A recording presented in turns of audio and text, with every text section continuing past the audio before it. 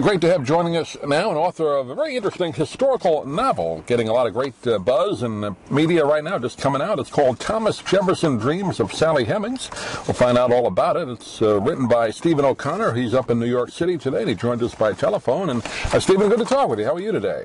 I'm very well. Good to talk to you, too. Yeah, I understand it's Thomas Jefferson's birthday's coming up later this month, so very apropos that the book comes out at this time, right? Yeah, that was totally coincidental, but yes, it is apropos.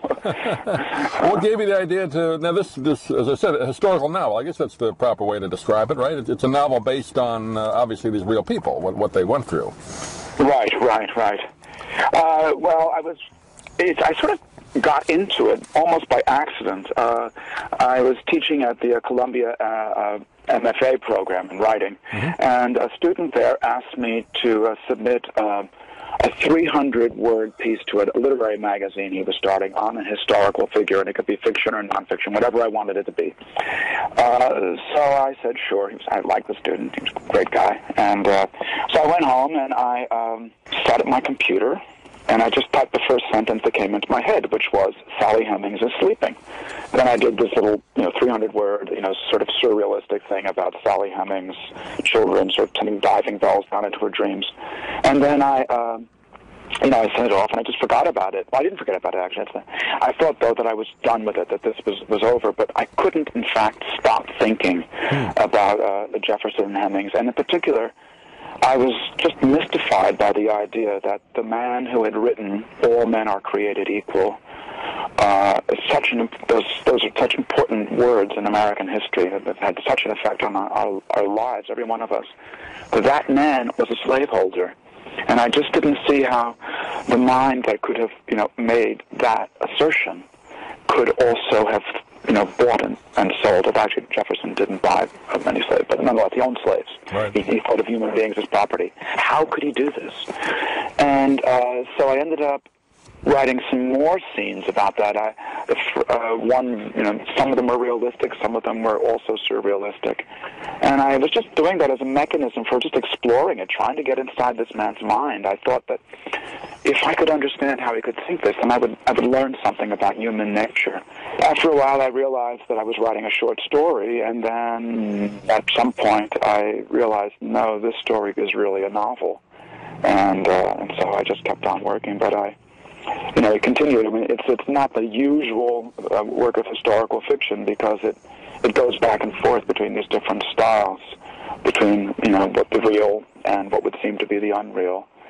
And the reason I did that was partly that I just found it so exciting as I was writing, but also, of course, you learn different things from each style of writing, in the way that a therapist will want you to talk about your actual life, but will also want to hear your dreams, because your dreams will have meanings that you may not be aware of, and that will offer give you an understanding of your life that's even more clear than just a sort of a factual recounting of it.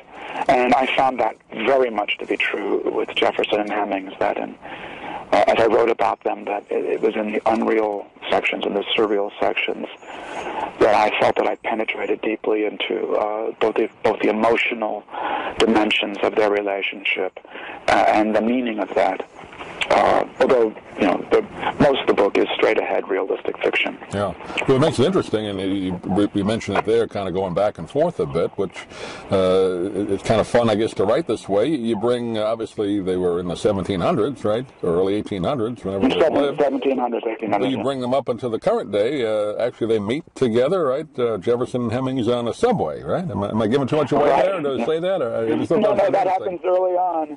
Thomas Jefferson notices that Sally Hemings is standing on the other side of the subway reading a book, and he doesn't know whether he should go up to talk to her because they have a lot of bad history between them. But in any event, I warped space and time in this novel. Now, when you do a historical novel, obviously you said you can make up a story with it, but you have to do some research too, I imagine, right, to get the relationship. And how did you do that? I did a great deal of research. Well, I suppose suppose, in the beginning, what I did is I read 3 biographies of Jefferson. Although one of them was the really fabulous book by Annette Gordon Reed called The Hemings of Monticello, which was about the Hemings family, but it also was about Sally Hemings and Thomas Jefferson. And then I read his letters. I read his one published book, Notes on the State of Virginia, and many of his political writings. And once I'd done that, though, I decided to stop doing the research, and I would just let my mind go and see what I came up with. And in particular, I was very concerned at the beginning that Jefferson is the most well-documented figure in American history, apart from Abraham Lincoln. And I was really worried that the weight of fact would sort of crush my imagination, and then I would just end up producing something that would be like sort of a boring, 1960s television docudrama. The other thing, though, too, was that there's a huge political controversy associated with his relationship with Sally Hemings, and I was very worried that the pressure of that politics would keep me from being able to really develop these people as full human beings with very complex personalities. And so what I did is that in the first phase of writing this, I decided to write it entirely out of chronological order, switching randomly from realism to surrealism to poetry to essay, and then just constantly changing things and never knowing what I was going to write. And the reason I did that was because I felt that, in my uncertainty about the way all these pieces would fit together, that was where I would be most free imaginatively.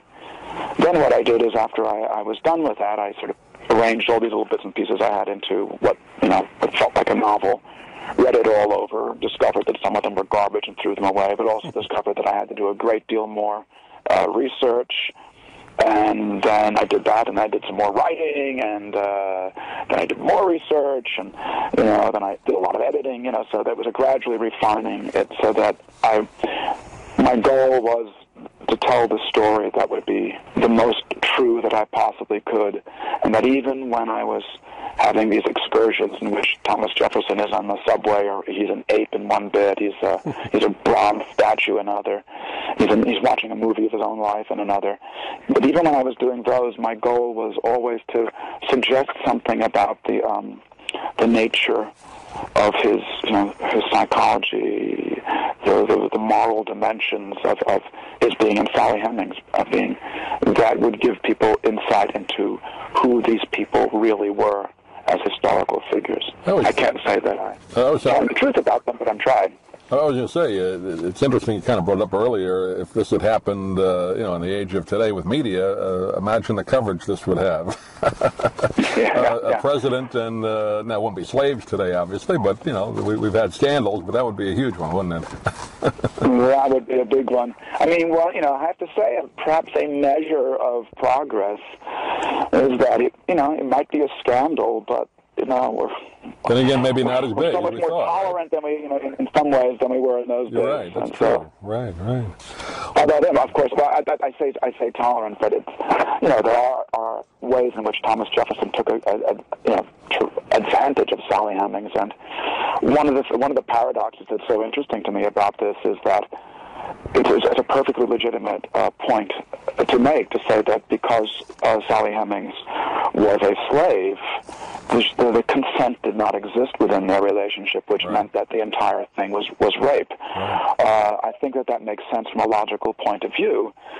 However, as a novelist, what I'm trying to do is recreate the experiences of the people. And one thing that was very interesting to me, and experiences are always much more complicated than any generalization about experience.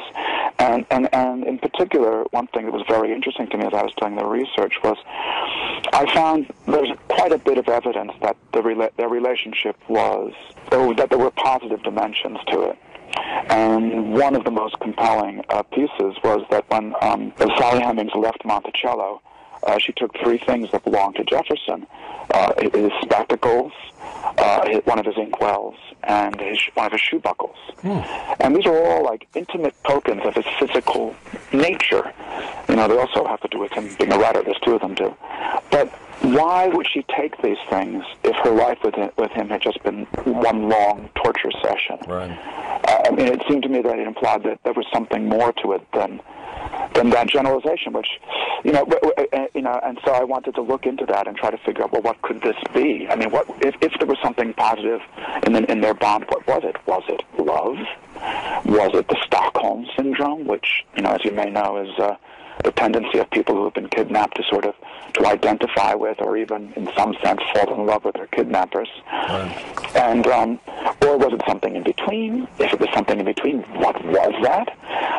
And then one of the things that was so interesting to me was that I got to investigate the nature, the sub-basement of this emotion that is, so important in all of our lives, and we often think of as the best thing about being alive, and yet, as we all know, can cause us great pain and open us up to terrific abuse. So that was another, paradox. There's a positive thing that could be negative, but, insofar as it's positive, existing within something that is horrifically negative, and I felt that was giving me an opportunity to talk about the complexity of life in general, and that was really what I was most interested in. Yeah, fascinating topic for a book, and it's called Thomas Jefferson Dreams of Sally Hemings, a novel based on these, of course, real people in history. Been talking with Stephen O'Connor today, and Stephen, I know you're going on a busy book tour, just looking at your schedule coming up. You got a lot coming on, but do you have a website you want to direct people to in case they can't come and see you? Sure, yeah. My website is StephenO'Connor.net, but Stephen is spelled with a PH, and O'Connor normally has an apostrophe, but it's not there, so the whole name is StephenO'Connor.net. All right. Well, Stephen, pleasure to talk to you again. Congratulations on the book, and please keep in touch. Love to talk to you next time you got a book come out, but thanks for joining us. Okay. Well, thank you very much. It was a pleasure to talk to you, too.